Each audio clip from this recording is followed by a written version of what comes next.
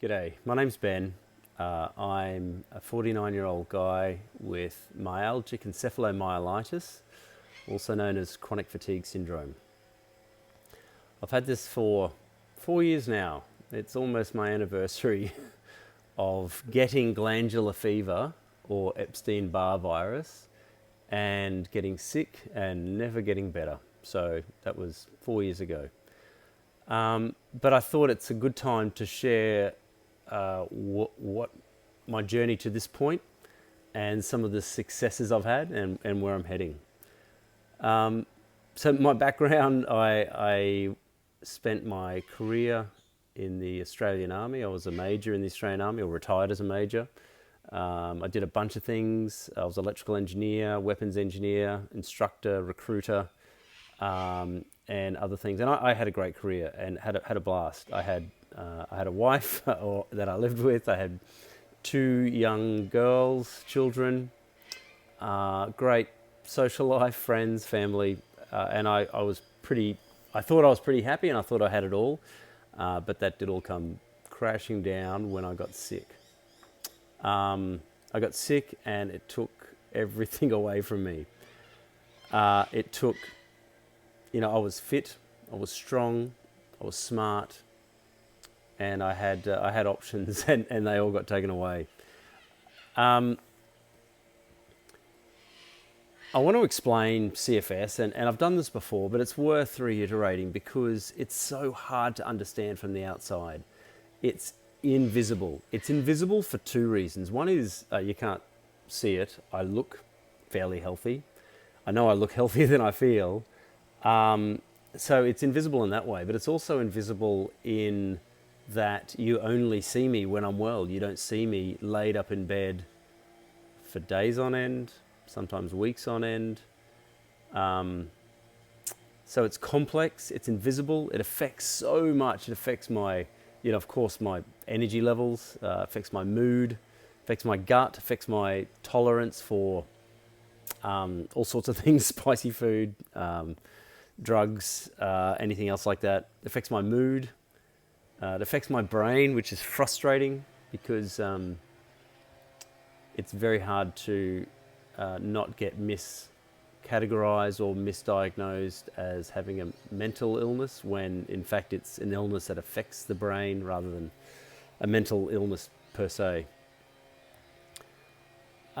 So 4 years ago, got sick with glandular fever, never got better, got medically retired, and I lost almost everything that was dear to me, and it was, I hit a real low, like a real low, and it feels now that I'm coming back out of that low, whichever way the graph goes, and I'm improving. I'm improving where day by day to day, who knows, I could be in bed or up and about like I am today. But month on month, I think I am improving, and it's exciting. It's exciting because I get to reinvent my life. I get to become, let go of all the things that I didn't like about myself and bad habits, and become a better person. My diagnosis was relatively easy compared to most, but that's unusual. I had my virus well documented, and it was tracked, and it graduated into chronic fatigue syndrome. And thankfully, the military accepted that, and I'm well looked after as a result, and I'm extremely thankful for that. So that's a blessing to be here in Australia and supported by the Department of Veteran Affairs. I want to talk about my coping strategies and share these with other people who might be suffering from ME/CFS or might have a loved one that is suffering from ME/CFS. The first thing is, and this took me a while, I had to quit alcohol.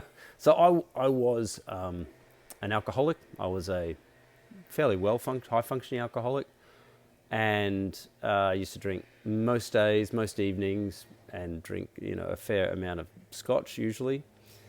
So I had to quit that, and that was hard because it was numbing my pain, and so I had to then find other ways to accept the pain and not use alcohol as a pain relief.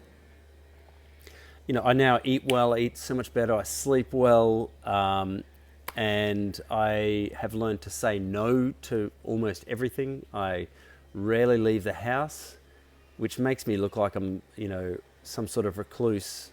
But it's not.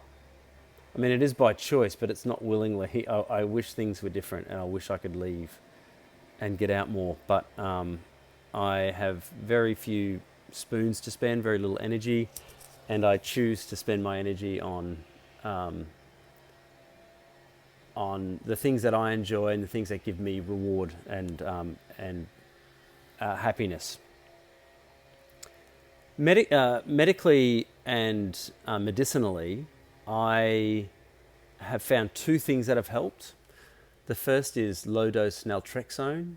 So naltrexone is an old drug that was prescribed for alcoholics and drug users in higher doses, but in micro doses or low doses, like 5 milligrams a day, it has a great effect on anti-inflammatory, lifts my mood somewhat, and also can give me some energy. Again, it varies a lot day to day, but I've been on that for well over a year now, and I'd like to think in large part my path to wellness has been thanks to low-dose naltrexone. Cannabis is also a great drug. It does help me with both pain and mood and enables me to pass time without being too upset or feeling too isolated or so cannabis is good. Okay. And I want to close on where my future is heading. So I'm getting better week on week, month on month. I think I'll have this illness forever. I am atypical for a ME/CFS sufferer. Most are young and most are women, and I am neither of those things. So that works against me, and I'll probably have this illness forever. But the plan is to, and the hope is to, that it just diminishes over time and gets less and less of an impact on my life. And so I'm able to hopefully get out of the house and do more things. That's all for me.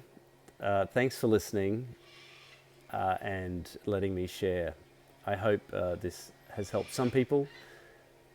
And for those that I haven't seen in ages, my gosh, so there's family, friends, old friends, and even acquaintances here in Brisbane and elsewhere from my military career and academic career.